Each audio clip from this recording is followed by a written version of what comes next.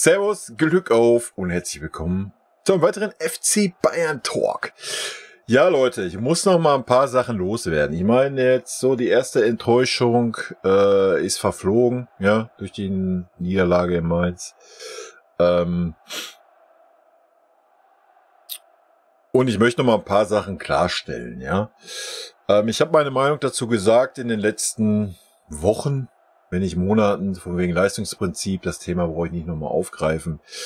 Wer hier länger auf dem Kanal ist, kennt meine Meinung. Wer neu da ist, gibt hier im Moment sehr viele neue hier auf dem Kanal.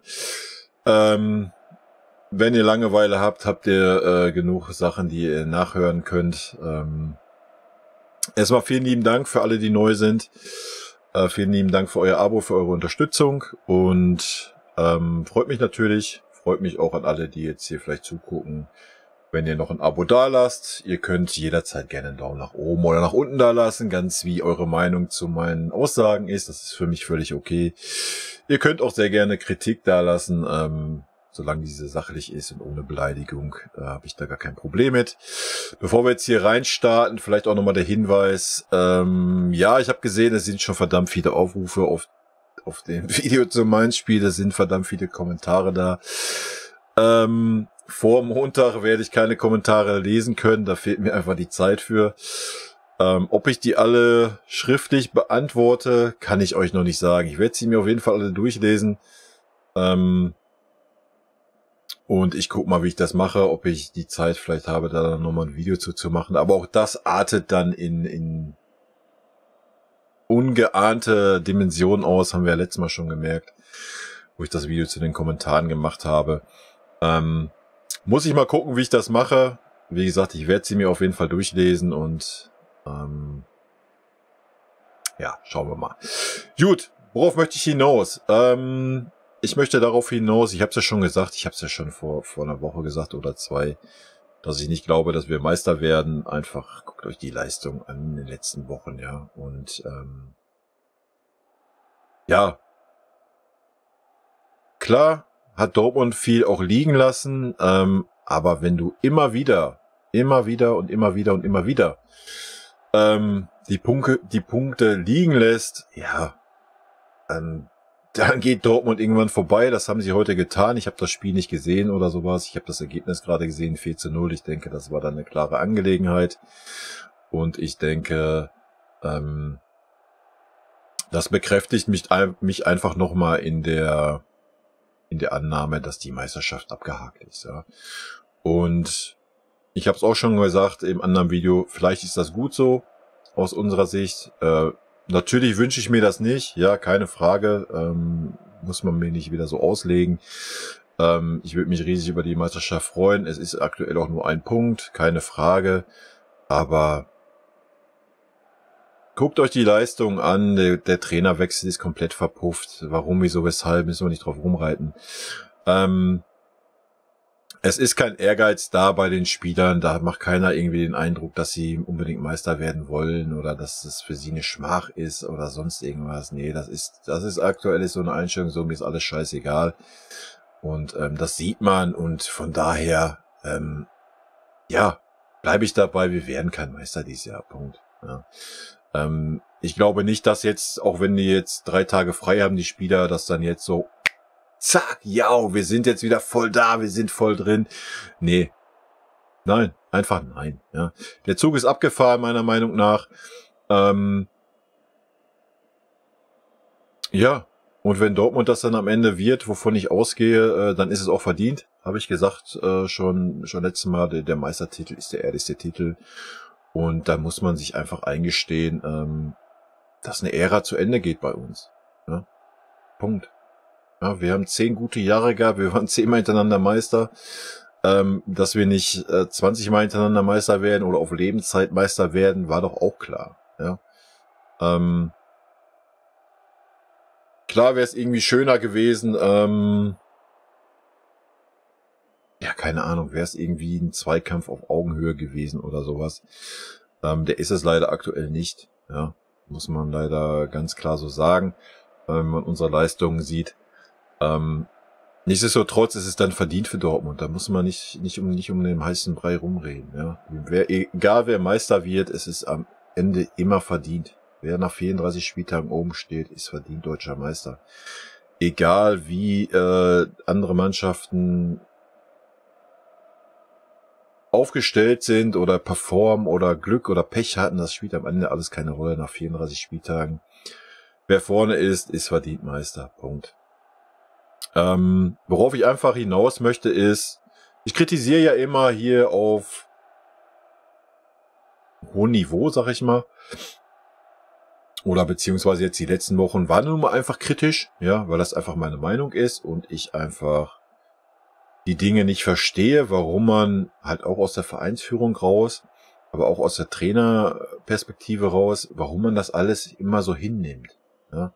Wie gesagt, auch das habe ich thematisiert, möchte ich jetzt hier nicht thematisieren alles. Guckt euch gerne die anderen Videos an. Ja, und dann muss man sich einfach eingestehen, dass jetzt eine Ära zu Ende geht. Ja. 10 Jahre waren gut. Und jetzt ist halt mal ein Jahr, was nicht gut ist, was man mit Sicherheit hätte verhindern können, dass dieses Jahr nicht gut ist, ja, keine Frage.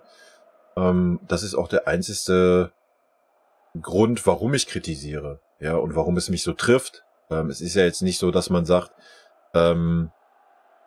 Dortmund ist jetzt die viel bessere Mannschaft, ja. Klar hat Dortmund eine gute Mannschaft. Ich habe auch vor dieser Saison damit gerechnet, dass es eine spannende Geschichte wird. Aber wenn man dann gesehen hat, dass wir 9 Punkte vorne waren, ja, dann ist es halt ein Unding, so einzubrechen. Ja, das muss man mal ganz klar so sagen. Dass eine Ära zu Ende gehen kann, ist völlig okay. Ist auch völlig normal. Ja, das Ding ist einfach die Art und Weise. Und die Art und Weise ist leider unterirdisch. Und das auf allen Ebenen. Ne? Auf allen Ebenen im kompletten Verein. Und das ist eigentlich, was mich so schockiert und traurig macht. Ja, wie ich schon immer oder die letzten Wochen und Monate sagte, ein Leistungsprinzip existiert in unserem Verein aktuell nicht. Ja. Besser kann ich es einfach nicht beschreiben, meine Meinung. Es existiert einfach kein Leistungsprinzip in unserem Verein.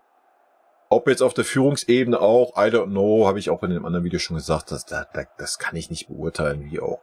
Ja, aber auf Spielerseite, aus Spielersicht, wenn man die Spiele sieht, denke ich, kann ich schon beurteilen, dass es ein Leistungsprinzip bei uns nicht gibt. Ja. Und da muss man sich nicht wundern, dass man dann in diesen Strudel reingerät und dann aus dem Strudel auch nicht mehr rauskommt, wenn man nichts ändert, wenn man einfach weiter stur dasselbe Ding durchzieht, ja. Und Tuchel setzt sich da heute in die Pressekonferenz und sagt, ja, ich weiß auch nicht, was los ist und ja, es ist alles monoton auf einer Ebene, die Spieler sind alle monoton. Ja, aber warum denn bitte? Warum denn? Ja, weil sie immer spielen. Die spielen halt einfach immer, ja. Aber ich möchte das Thema jetzt nicht wieder aufmachen. Wie gesagt, wir haben kein Leistungsprinzip in der Mannschaft. Punkt. Aber darum soll es gar nicht gehen hier. Es soll einfach darum gehen, ja, Kopf hoch. Das ist eigentlich die Message dieses Videos an alle Bayern Mitleidenden, ja. Einfach Kopf hoch, wir kritisieren immer, oder ich persönlich, ich nehme mal nur mich jetzt, ich kritisiere immer auf einem sehr hohen Level. Ja, wir sind in der Champions League im Viertelfinale ausgeschieden, ja. Wir sind im DFB-Pokal ausgeschieden, sind nicht ins Halbfinale gekommen, ja. Guckt euch die Art und Weise an, das war schon sehr unglücklich, was aber auch keine Ausrede ist, ja. Auch da waren wir nicht gut. Und wir verspielen jetzt gerade die deutsche Meisterschaft, die wir in der Rückrunde aber auch einfach nicht verdient haben. Ja, das muss man mal ganz klar sagen. Wir haben sie nicht verdient. Punkt. Ja, fertig. Von daher völlig okay. Meine Meinung, auch die nächste Saison wird nicht so einfach werden. Ja. Darauf müssen wir uns einstellen als FC Bayern-Fans, dass die nächste Saison auch nicht einfach werden wird. Es sei denn, es werden eine Menge Köpfe rollen und eine Menge Spieler ausgetauscht werden, wovon ich nicht ausgehe. weil das wahrscheinlich gar nicht möglich ist, die Spieler überhaupt bei neuen Vereinen unterzukriegen, weil sie einfach bei uns so wahnsinnig viel Geld verdienen, was andere Vereine dann gar nicht bereit sind zu zahlen für die Leistung, die diese Spieler bringen. Ja. Aber nichtsdestotrotz ist die Message hier Kopf hoch. Ja, wir sind jetzt mal ein Jahr ohne Titel, sehr wahrscheinlich. Ja. Und dann ist das so. Davon geht die Welt jetzt nicht unter. Ja, selbst wenn wir jetzt die letzten Spiele keins mehr gewinnen, was aktuell sehr gut möglich sein kann. Ja, und selbst wenn wir dann Dritter werden, ja, im schlimmsten Fall Vierter, dann ist das so. Dann sind wir immer noch in der Champions League. Dann wird's mal ein bisschen knallen, definitiv. Ja, aber dann ist das so. Also ich habe als FC Bayern-Fan schon ganz andere Zeiten mitgemacht, ja, als wie dieses Jahr jetzt. Auch wenn hier viel Kritik auf dem Kanal ist, aber wie gesagt, manches ist halt einfach aus meiner persönlichen Sicht komplett unverständlich und ich verstehe nicht, warum man das einfach alles so hinnimmt. Und das ist ja auch, was ich meine, was ich gerade nochmal, wo ich nochmal drauf eingehen möchte. Der Tuchel sagt ja, es ist alles so monoton und gleichmäßig und er selber steuert nichts dagegen. Ja. Er steuert ja nichts dagegen. Er lässt dieselben 11 total außer Form spielenden, nicht spielenden Spieler spielen, wie es der Nagelsmann auch getan hat. Ja. Ja, was soll denn anders sein? Es kann nichts anders sein. Es sind ja dieselben Spieler. Und dieselben Spieler, die keinen Ehrgeiz haben, keinen Bock haben, kein was weiß ich was. Das ändert sich ja dann nicht, nur weil da ein anderer Trainer sitzt. Ja, das ist doch völlig klar. Wenn dem so wäre, dann ja, wird ja auch keine Mannschaft absteigen, wenn die den Trainer wechseln. Tun sie trotzdem. Ja. Weil wenn die Spieler nicht wollen, aus welchen Gründen nicht können, wie auch immer, ändert das Ganze auch nichts. Ne? Siehe Hertha zum Beispiel gerade. Ja, und so ist es oben halt auch einfach. Ne? Und ja, aber nochmal, wir kritisieren auf ein sehr hohes Niveau und wir sollten halt alle mal auf den Boden kommen. Ja, wir spielen nicht um Abstieg, fallen nicht aus den europäischen Plätzen, wir spielen dieses Jahr Champions League. Und ja, viele haben schon vorhergesagt, dass das Ganze, was jetzt passiert, vor 2-3 Jahren passiert, wo es einen großen Umbruch gab. Den großen Umbruch gab es dann leider so nicht. Das wurde alles ein bisschen hinausgezögert. Ja, vielleicht war das falsch. Im Nachhinein weiß man das vielleicht immer besser. Vielleicht hätte man da schon einen klaren Schnitt machen sollen. Ja, jetzt, ich meine, dass der Kader das kann, hat er in der Hinrunde gezeigt. Ja, wir haben in der Hinrunde gezeigt, was dieser Kader kann. Und deswegen ist es ja gerade so super enttäuschend, dass die Rückrunde so läuft. Ja, und deswegen ist auch die Kritik, die ich äußere, aus meiner Sicht völlig gerechtfertigt. Hätten wir von Anfang an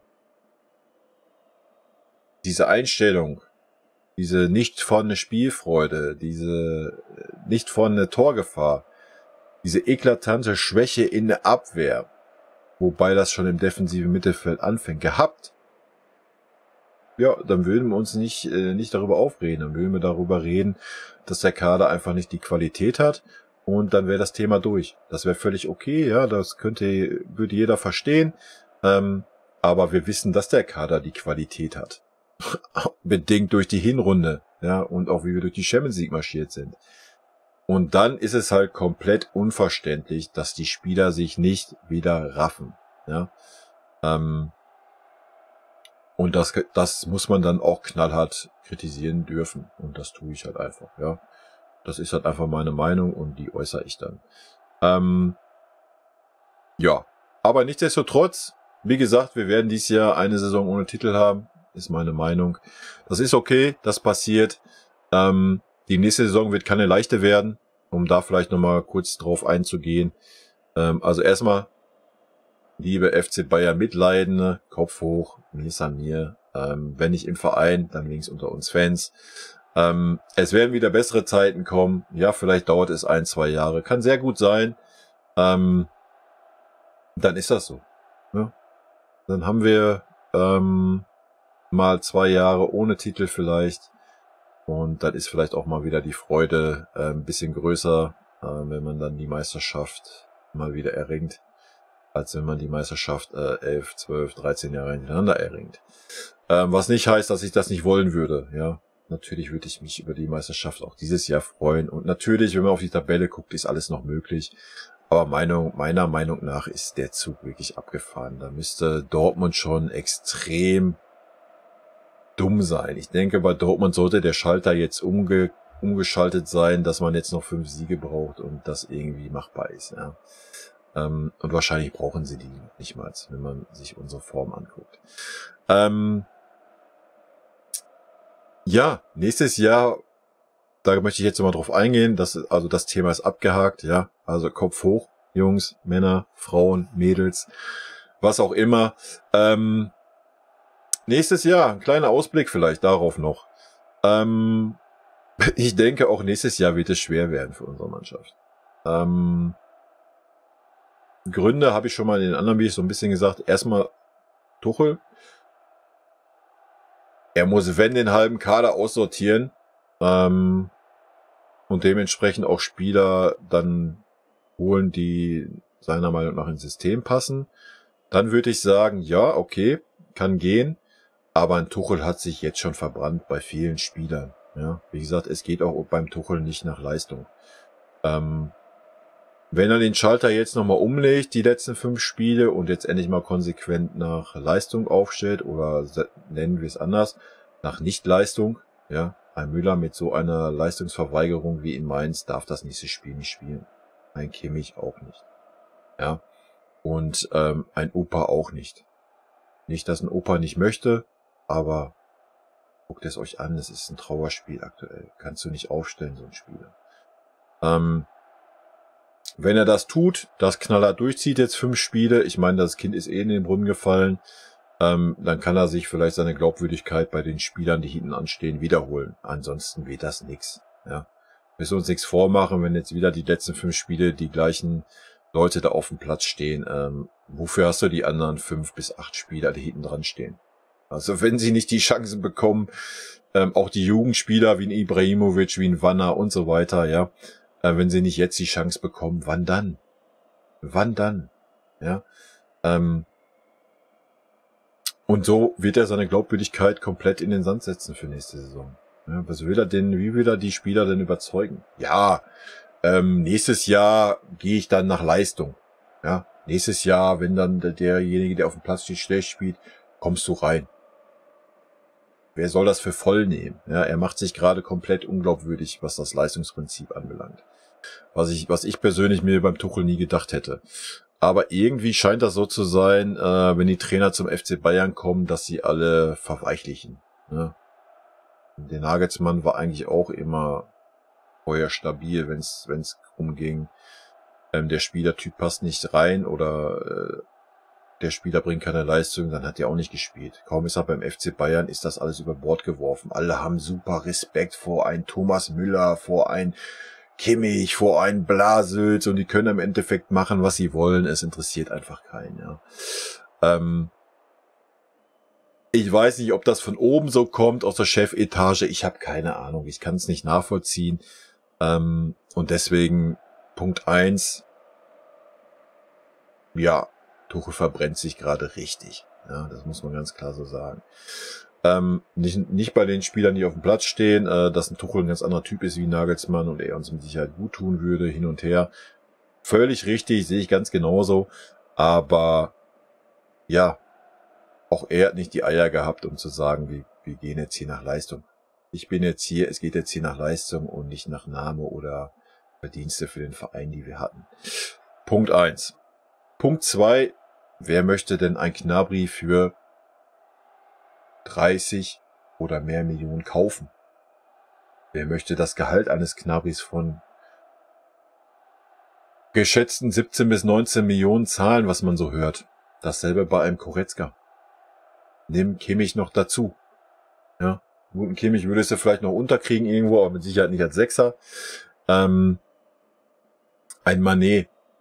Dasselbe. Ja, einmal nähert sogar noch ein gewisses Alter.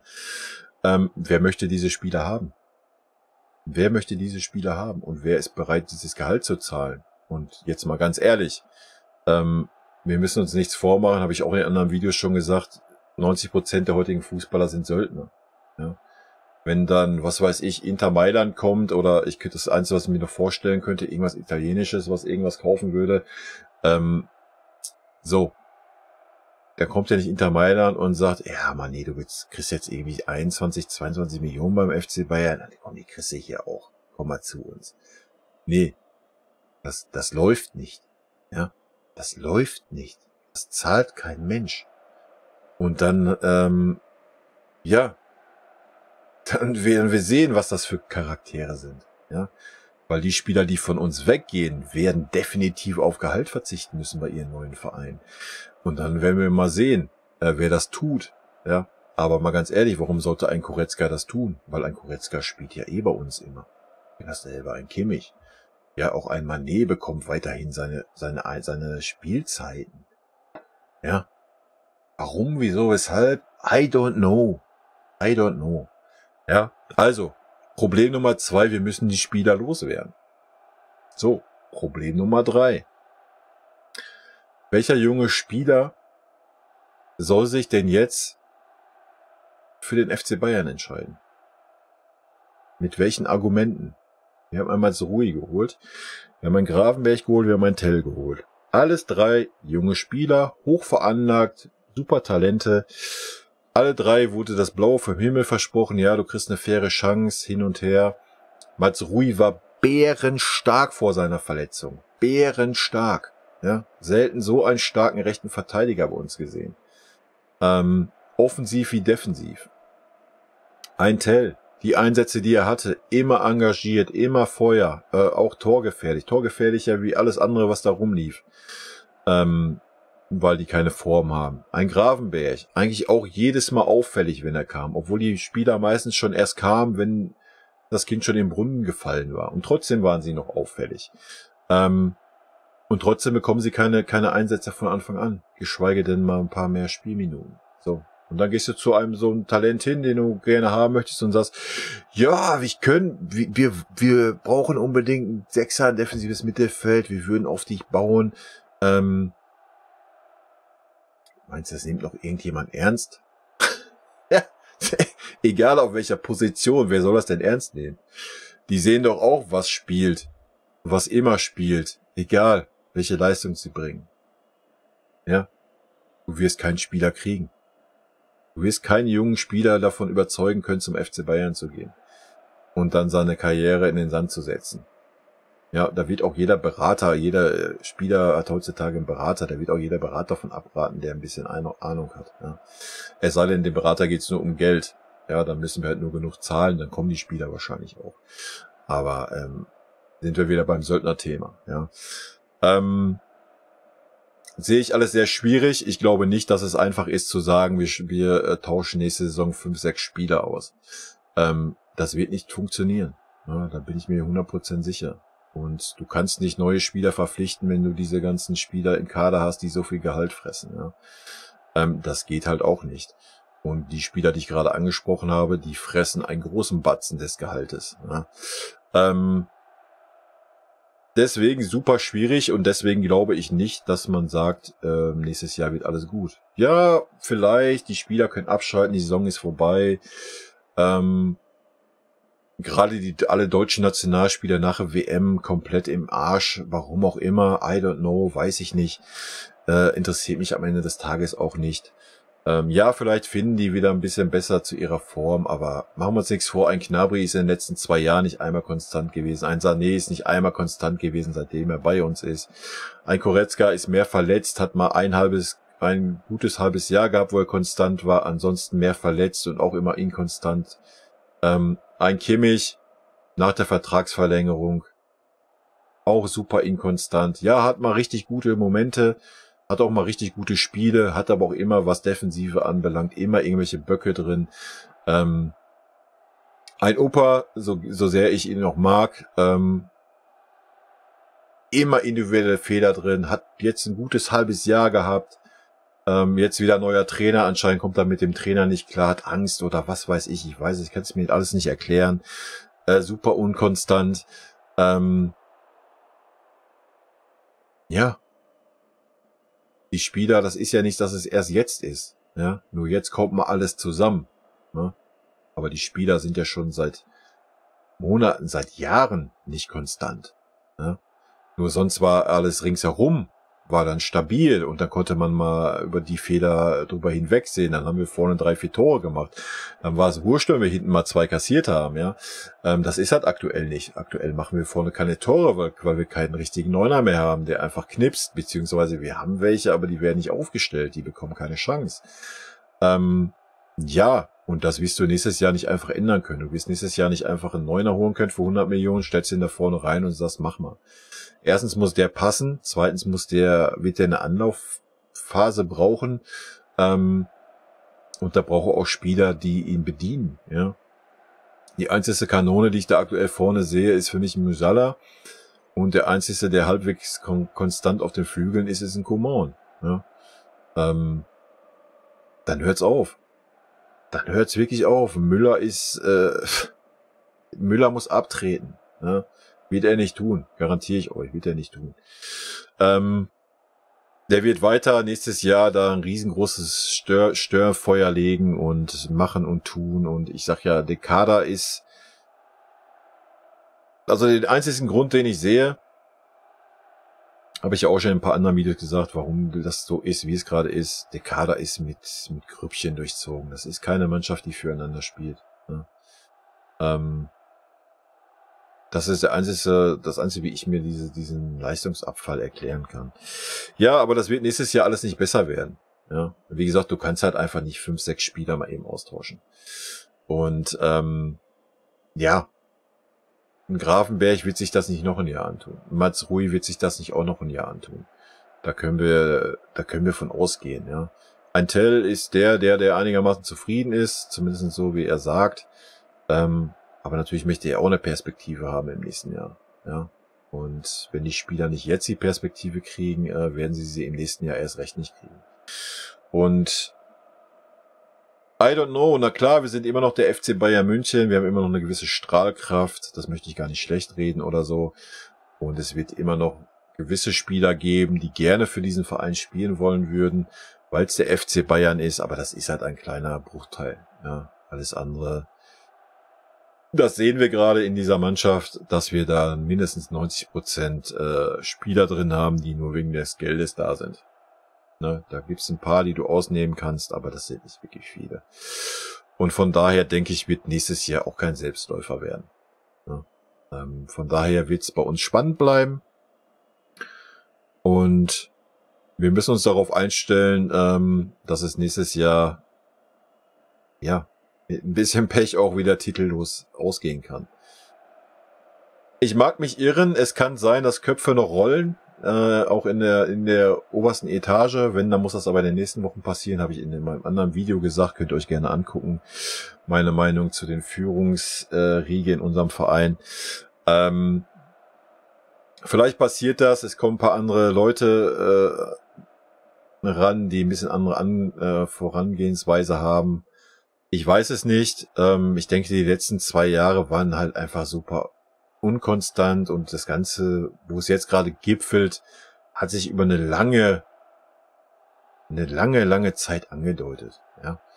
Und da sind wir jetzt halt einfach. Wir sind jetzt in der Phase, wo eine Ära vorbei ist, wo man jetzt entweder macht man so weiter mit dem Großteil der Mannschaft, dann werden wir noch 2, 3 solche Jahre haben, wo wir dann vielleicht mal gute Phasen haben, mal schlechte Phasen. Vielleicht reicht das dann mal wieder für eine Meisterschaft, wenn Dortmund genauso unkonstant ist, wie sie dieses Jahr auch sind. Aber wenn Dortmund oder Leipzig sich mal fängt und mal einigermaßen konstant spielt, wird das dann in den kommenden Jahren auch nicht reichen. Ja, wir sehen das im DFB-Pokal seit Jahren. Wir sehen es in der Champions League, dass es bis in einem gewissen Grad geht und dann wieder vorbei ist. Damit es wirklich besser wird, nächstes Jahr musst du echt einen harten Cut machen. Ja. wirklich einen harten Cut. Dann musst du wirklich, ja, ich sehe da locker 6 Spieler, die du weghauen müsstest. Ne? Einfach um auch Zeichen zu setzen. Ne? Und zu sagen, ja, das reicht halt einfach nicht für den FC Bayern. Ne? Schwierig, wird schwierig umzusetzen sein. Von daher, okay, ich habe mich damit abgefunden, ja. Ich habe mich leider aber auch schon, habe ich in einem anderen Video auch gesagt, schon lange damit abgefunden, dass es halt nicht mehr diese Spieler bei uns gibt, wo man sagt, ja, der ist da, weil es der FC Bayern München ist. Ja, diese Spieler, ich sehe vielleicht 2, maximal 3 bei uns im Kader, wo das vielleicht so ist. Alle anderen sind da, ja, wegen dem Geld, was sie bekommen und der Aussicht auf Titel, die natürlich ein bisschen leichter zu holen sind, wie beim anderen Bundesligisten. Außer dieses Jahr, ja, und nächstes Jahr, je nachdem, es werden sehr interessante Wochen und Monate werden, Leute, die auf uns zukommen als FC Bayern-Fans. Und nehmen wir das Positive an dieser Sache. Das Positive ist einfach, es gibt Veränderungen. Ja, es gibt Veränderungen und wir haben mal ein bisschen Gesprächsstoff und sitzen nicht nur hier jede Woche und sagen, ach wie toll, der beste Spieler beim 5:1 war der und ach guck hier, da und da haben wir einen Rekord aufgestellt und sowas. Nee, wir haben jetzt mal wieder ein bisschen Fußball, ein bisschen Emotionen, ein bisschen Leiden, ne, was zum Fußball einfach dazugehört. Sind wir als FC Bayern-Fans lange nicht mehr gewohnt, muss man ganz klar so sagen. Aber jetzt werden wir in eine Leidensphase eintreten, meiner Meinung nach. Was okay ist, ja. Wie gesagt, wir haben so lange gute Zeit gehabt. Es geht nicht ewig so weiter. Kommen halt auch schlechte Zeiten und da muss man zu dem Verein stehen. Das tue ich wie eh und je. Wie gesagt, ich habe schon ganz andere Zeiten mitgemacht. Wenn ich da so an manche Jahre in den 80er denke oder auch in den 90er, da waren schon ganz wilde Phasen bei. Und das ist ja auch das Schöne am Fußball. Ne? Das ist Fußball. Davon lebt der Fußball auch. Und ja, das ist es eigentlich, was ich eigentlich noch loswerden wollte. Ne? Klar, tut's weh, klar ist man enttäuscht. Nochmal, ich bin gar nicht enttäuscht, dass es halt so ist, dass wir halt mal keinen Titel holen. Ich meine, es steht noch nicht fest, ja, ich rede hier noch im Konjunktiv, rede das nur aus meiner Sicht und aus meiner persönlichen Sicht. Ich sehe es nicht, habe ich schon mehrfach betont. Und dann ist das halt so. Ja, es ist nicht schlimm, wir werden Zweiter, Dritter, was auch immer. Ja, dann ist das so. Und vielleicht wird es nächstes Jahr auch nochmal schwierig. Dann freuen wir uns vielleicht über was weiß ich was, wenn wir einen Titel holen. Und vielleicht wird es auch 2, 3 Jahre so sein, dass ich jetzt erst wieder irgendwas aufbauen muss, ja. Dass wir wieder ein paar Typen brauchen. So lichtmäßig, ja. Dass wir da mal 2, 3 Spieler von brauchen. Und da muss auch erst wieder eine Mannschaft zusammenwachsen, damit man mal wieder irgendwie an die Krone in Europa denken kann, ja, was ja immer für viele Fans das Nonplusultra ist, wenn man FC Bayern-Fan ist, was es für mich zum Beispiel nicht ist.